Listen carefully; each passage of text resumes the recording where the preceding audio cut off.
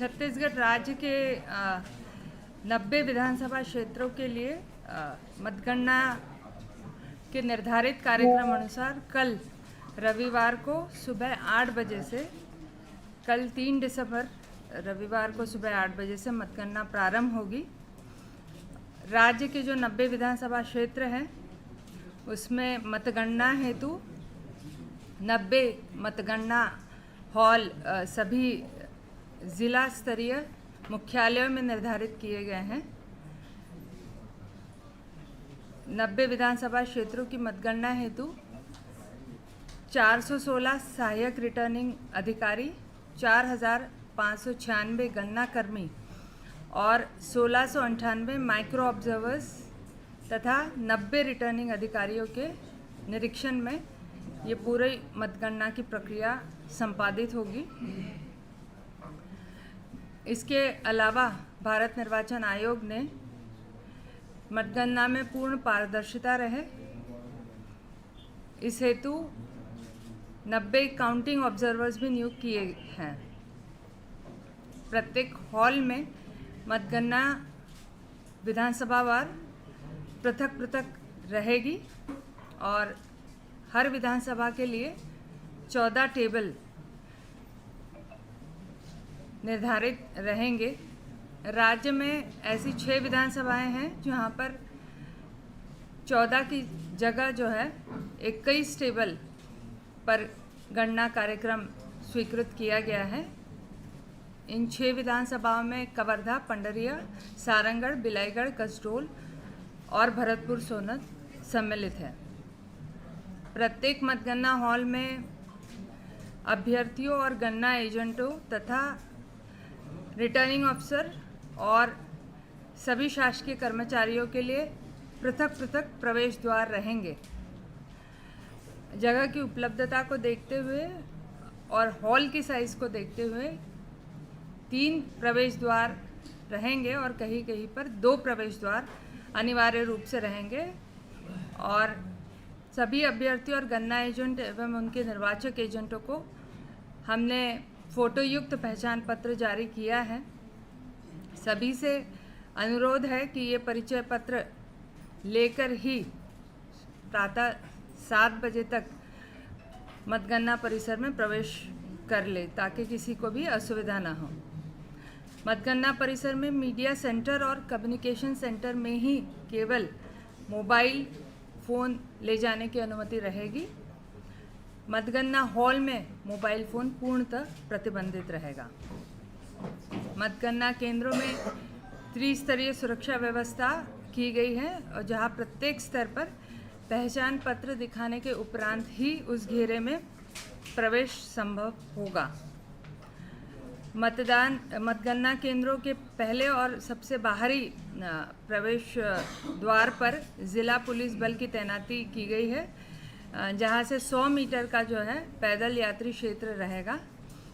मतगणना परिसर में प्रवेश के लिए एक प्रवेश द्वार की विधिवत बैरिकेडिंग की जाएगी और किसी भी वाहन को उसके बाद जो है पैदल यात्री क्षेत्र में प्रवेश की अनुमति नहीं रहेगी।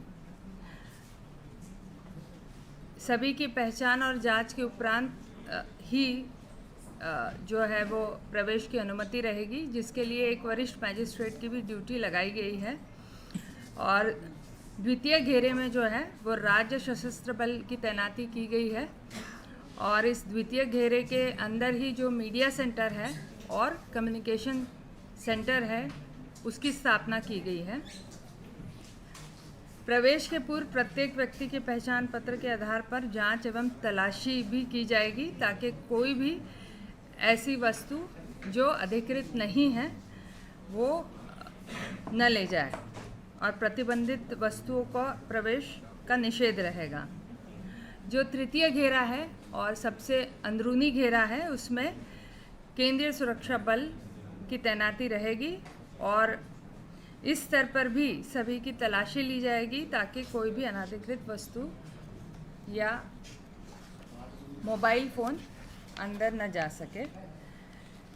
केंद्रीय सुरक्षा बलों के ही सुरक्षा घेरे के अंदर मतगणना हॉल स्थापित किए गए हैं।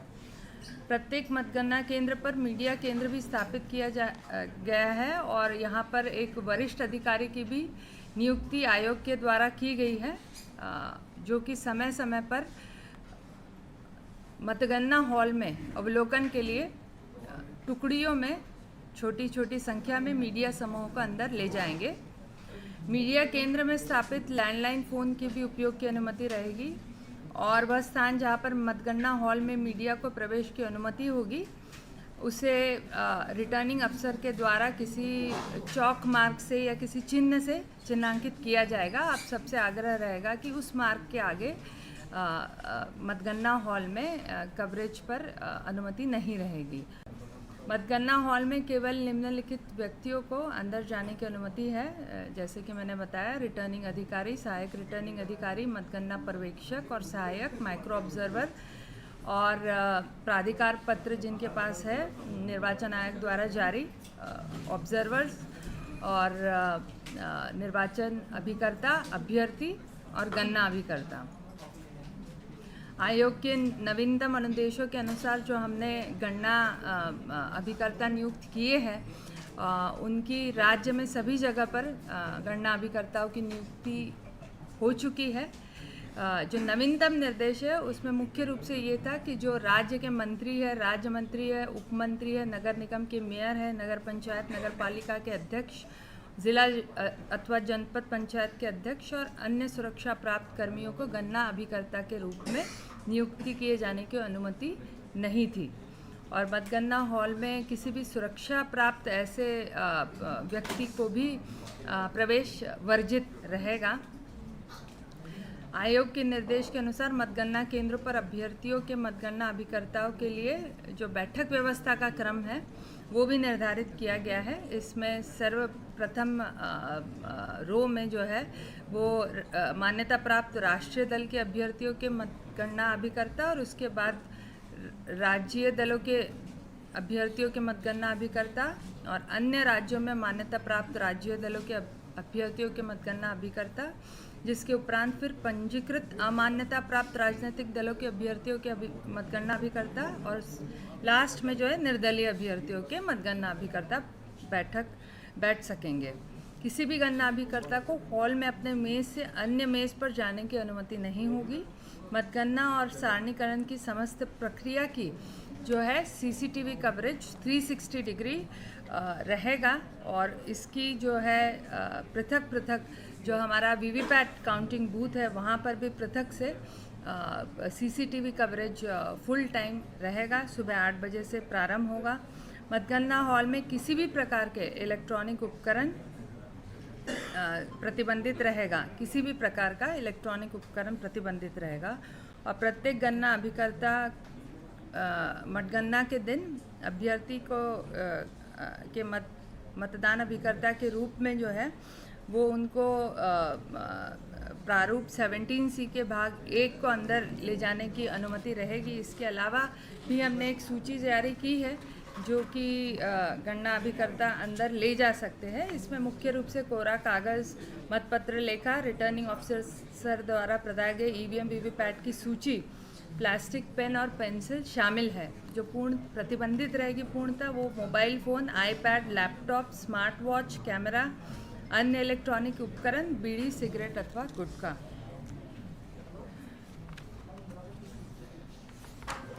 मतगणना की शुरुआत जो है वो सुबह 8 बजे होगी।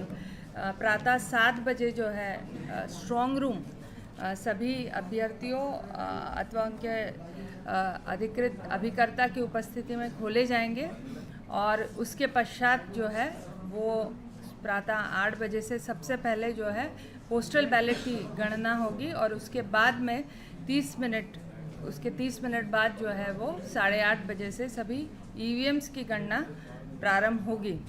मतदान की गोपनीयता बनाए रखने के लिए लोक प्रतिनिधित्व नियम 1951 की धारा 128 के प्रावधानों के तहत रिटर्निंग अफसर सभी को ये पढ़कर सुनाएंगे कि गोपनीयता अपनी बनाए रखें। मतगणना समस्त विधानसभा क्षेत्रों में सुबह 8 बजे से प्रारंभ होगी और मतगणना हॉल में मतगणना के दौरान अनुशासन और गरिमा बनाए रखें। आप सभी से आग्रह रहेगा कि रिटर्निंग अफसर किसी भी जो उनके निर्देशों का उल्लंघन करता है उसे मतगणना हॉल से बाहर भेज सकता है। मतगणना पर्यवेक्षक ईवीएम के कंट्रोल यूनिट पर परिणाम वाले बटन को दबाने के समय सभी अभ्यर्थियों और गणना अभिकर्ताओं को कंट्रोल यूनिट का डिस्प्ले पैनल दिखाएंगे और इस तरह से एक एक करके जो है प्रदर्शित प्रत्येक अभ्यर्थी के पक्ष में डाले गए मतों की गणना प्रारंभ होगी। प्रत्येक गणना अभिकर्ता को प्रारूप 17C का भाग 2 मतगणना के प्रत्येक चरण में दिया जाएगा और इसकी पावती ली जाएगी और मतगणना के सभी जो राउंड्स है उसका परिणाम की घोषणा जो है वो समय समय पर रिटर्निंग अधिकारी के द्वारा की जाएगी और इसके लिए विशेष रूप से मीडिया सेंटर पर भी एक कॉपी जो है उपलब्ध करा दी जाएगी और वहाँ पर भी अनाउंसमेंट कर दिया जाएगा। यदि किसी गणना अभिकर्ता की इच्छा परिणाम को ईवीएम पर या एक से अधिक बार दिखाए जाने का आवेदन करता है तो गणना अभ्यर्थियों की संतुष्ट करने पर मतगणना पर्यवेक्षक इसको परमिट कर सकते हैं। और अंत में जो है रैंडम रूप से चिन्हांकित किए गए 5 मतदान केंद्रों के वीवीपैट स्लिप की भी गणना की जाएगी।